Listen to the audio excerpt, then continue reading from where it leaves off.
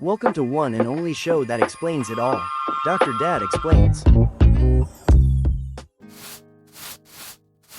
आज सुबह जब मैं विंडो के पास गया, सब कुछ एक वाइट लेयर में छुपा हुआ था। For a second I thought क्या फॉग आ गया है, but then I heard my 6-year-old coughing in the next room और मुझे याद आया ये फॉग नहीं, ये स्मॉग है। एवरी ईयर पोस्ट दिवाली हम सब यही गलती करते हैं। हम नॉर्मलाइज कर देते हैं इस हवा को। हम कहते हैं थोड़े दिनों की बात है, लेकिन जो हवा हमारे बच्चे रोज इनहेल कर रहे हैं उसका इम्पैक्ट थोड़े दिनों तक नहीं, सालों तक रहता है। मैं डॉक्टर गौरव निगम हूँ, एक पीडियाट्रिशियन और एक पेरेंट भी। और हर साल इस सीजन में मुझे क्लिनिक में वही वरिड फेसेस मिलते हैं। डॉक्टर, मेरे बच्चा लगातार खांस रहा है, क्या करें? मैं उनको एक ही बात कहता हूँ, ये सिर्फ कफ नहीं है, ये एनवायरनमेंट का स्ट्रेस है।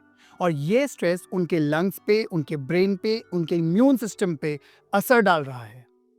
आपको शॉक लगेगा, बट दिल्ली एनसीआर के AQI लेवल्स पोस्ट दिवाली 500 को क्रॉस कर जाते हैं। WHO के हिसाब से सेफ लेवल्स PM 2.5 के सिर्फ 25 हैं, यानी कि हम बच्चों को 20 गुना ज़्यादा पल्यूटेड इनहेल हवा दे रहे हैं।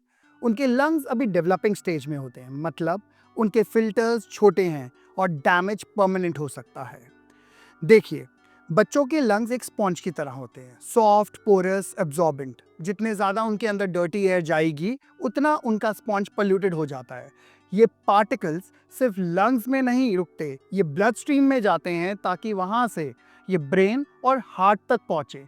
इसलिए स्टडीज़ दिखाती हैं कि पोल्यूटेड एयर सिर्फ आसमा नहीं बढ़ाती, बल्कि लर्निंग इश्यूज और अटेंशन प्रॉब्लम्स भी क्रिएट कर सकती है। लेकिन अब सवाल ये है, हम क्या कर सकते हैं? क्या हम अपने बच्चों को एक बबल में रखें? ऑब्वियसली नहीं, लेकिन कुछ प्रैक्टिकल चीज़ें हैं जो आप आज से ही कर सकते हैं। इंडोर एयर को इम्प्रूव करते हैं। विंडोज सुबह 10 से 12 के बीच में शॉर्ट टाइम के लिए ओपन करें जब पोल्यूशन थोड़ा कम होता है। और प्लांट्स लाइक एरेका पाम या स्नेक प्लांट, पीस लिली, ये सब आप रखें। अगर बजट अलाउ करता है तो एक good HEPA filter purifier use करें, पर सबसे इंपॉर्टेंट उसका फिल्टर टाइम पे क्लीन करें।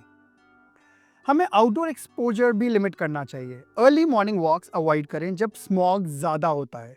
स्कूल जाते वक्त N95 या N99 मास्क पहनाएं, फैशन मास्क नहीं बल्कि फंक्शनल मास्क। इम्यूनिटी और रिकवरी को भी बूस्ट करना ज़रूरी है। बच्चों को एंटीऑक्सीडेंट रिच फूड दें, जैसे कि ऑरेंजेस, आंवला या स्पिनच। वार्म फ्लूइड्स और हाइड्रेशन को मेंटेन रखें।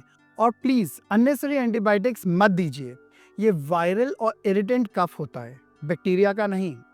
देखिए, मैं ये नहीं कह रहा कि हम सारी दुनिया बदल दें, लेकिन हम अपने घर से शुरू कर सकते हैं। एक एयर प्यूरिफायर, एक प्लांट, एक हेल्दी मील, ये छोटी चीज़ें मिलके एक बड़ी प्रोटेक्शन बन जाती हैं। और सबसे ज़रूरी, let's stop calling this fog. ये स्मॉग है, और जब तक हम उसका नाम सही नहीं लेंगे, हम उससे फाइट भी नहीं करेंगे।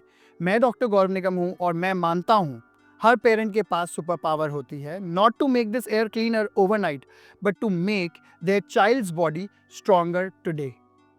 If this video helped you understand what's really in the air around your child, do share it with another parent today, because awareness is the first step towards cleaner air and healthier kids.